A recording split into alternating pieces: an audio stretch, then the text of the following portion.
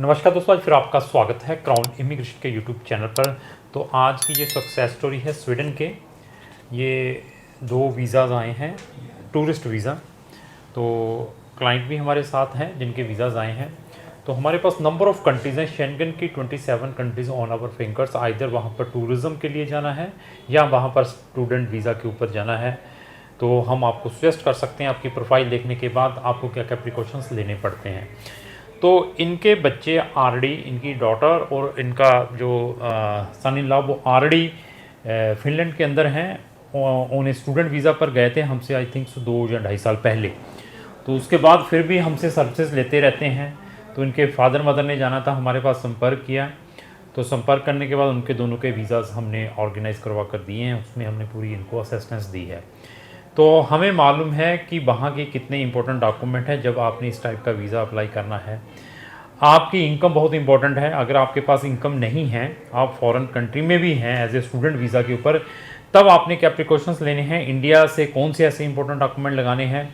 आपके पास sufficient accommodation नहीं है, अगर आपने फैमिली टूरिस्ट वीज़ा अप्लाई किया है अपने पेरेंट्स का आपकी स्पेसिफिक कंट्री के अंदर, तो क्या हमें इंडिया से ही होटल बुक करवाकर साथ में लगाने चाहिए, या वहाँ से अकोमोडेशन के लिए क्या ऑप्शंस मिल सकते हैं।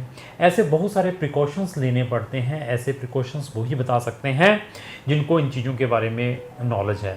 इवन अगर आपके पेरेंट्स का, आपके सिबलिंग्स का, आपकी स्पाउस का किसी भी कंट्री का टूरिस्ट वीज़ा शेंगन का रिफ्यूज़ड है या किसी और भी कंट्री का, आप मुझे संपर्क करें। मैं आपकी प्रोफाइल देखने के बाद आपको सजेस्ट कर सकता हूँ कि आपको दोबारा वीज़ा कौन सी कंट्री दे सकती है शेंगन के अंदर, और आपके लिए क्या क्या प्रिकॉशंस लेने पड़ेंगे जब आपने वो टूरिस्ट वीज़ा अप्लाई करना है।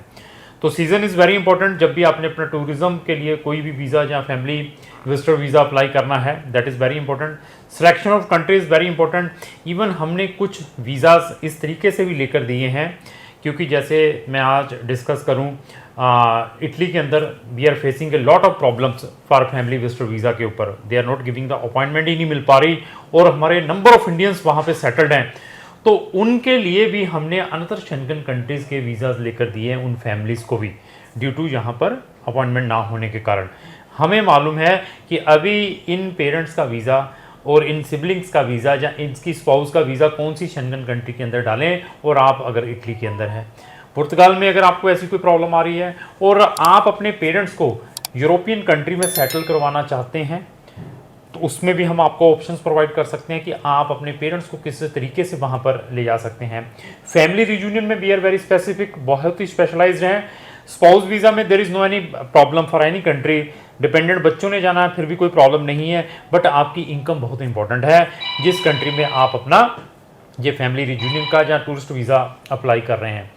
इवन आपको किसी भी टाइप की डिफ़िकल्टी है, आप हमारे साथ शेयर करें। आप ऑलरेडी यूरोपियन कंट्री में, आपके बच्चों की एज ओवर एज हो चुके हैं, 18 साल से प्लस हो चुके हैं, वो आप उनको साथ में नहीं अकम्पनी कर पाते हैं, तो उनको हम आपको सजेस्ट कर सकते हैं कौन सी कंट्री में एज ए स्टूडेंट वीज़ा डालें ताकि आपके बच्चे आपके साथ मिल लें।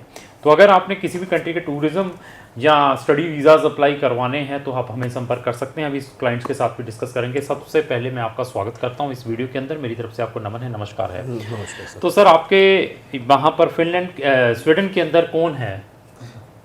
पहले तो बहुत बहुत धन्यवाद सतीश जी आपका। थैंक यू जी। 2020 में आप ही की कंपनी के थ्रू, आप ही के थ्रू मेरी सिस्टर, ठीक है, स्वीडन के उमिया सिटी के अंदर गए थे एज ए स्टूडेंट। ठीक ठीक। और आज वहाँ पे वेल सेटल्ड है। ठीक है।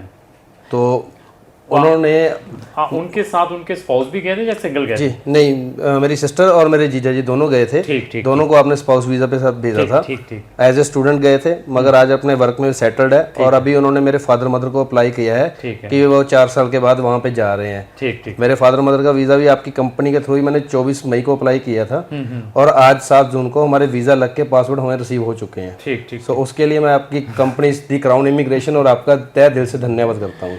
तो थैंक यू सर, आपने तो बहुत ज़्यादा मोटिवेट कर दिया क्राउन इमिग्रेशन वालों को और डायरेक्टर को।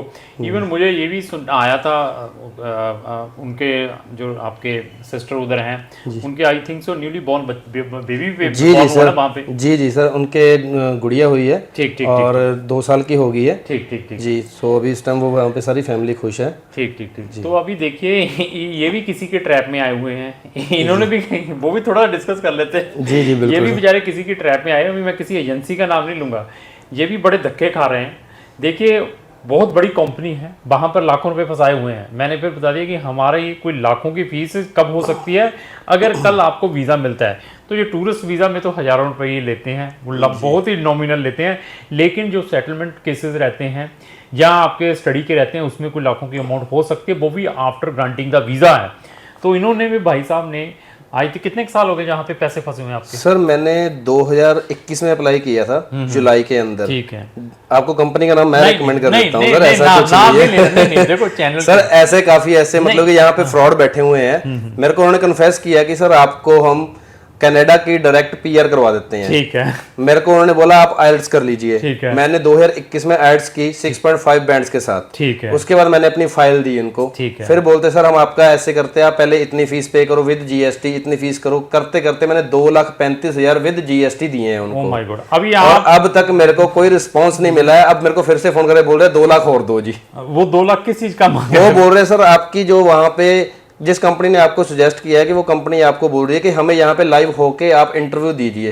अब मैं 2 लाख लगा के इंटरव्यू देने के लिए कनाडा जाऊं, वहां जाके मुझे वीजा मिले ना मिले, बाद में फिर से यहाँ पे वापस आ जाऊं। तो आपके जो पैसे किस तरीके से लिए थे उस कंपनी? सर मैंने सारे पैसे उनको उनके अकाउंट के अंदर अपने अकाउंट से ट्रांसफर किए हैं। तो अभी ये देख लीजिए, अभी आप जजमेंट कर लेना कंपनी को, मैं नहीं बोलूंगा यहाँ पे। जो कंपनी आपके जो चार्जेस हैं विद जीएसटी लेती हैं कि आप इतने हमारे चार्जेस हैं, लाख रुपए से कम तो है नहीं है, प्लस जीएसटी करके हमारे अकाउंट में डालें। बहुत लीडिंग कंपनी है।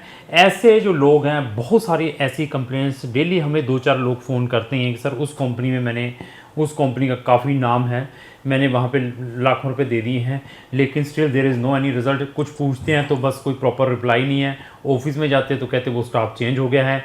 ऐसी चीज़ों से बचें। बच तभी सकते हैं अगर आपके अंदर अवेयरनेस है।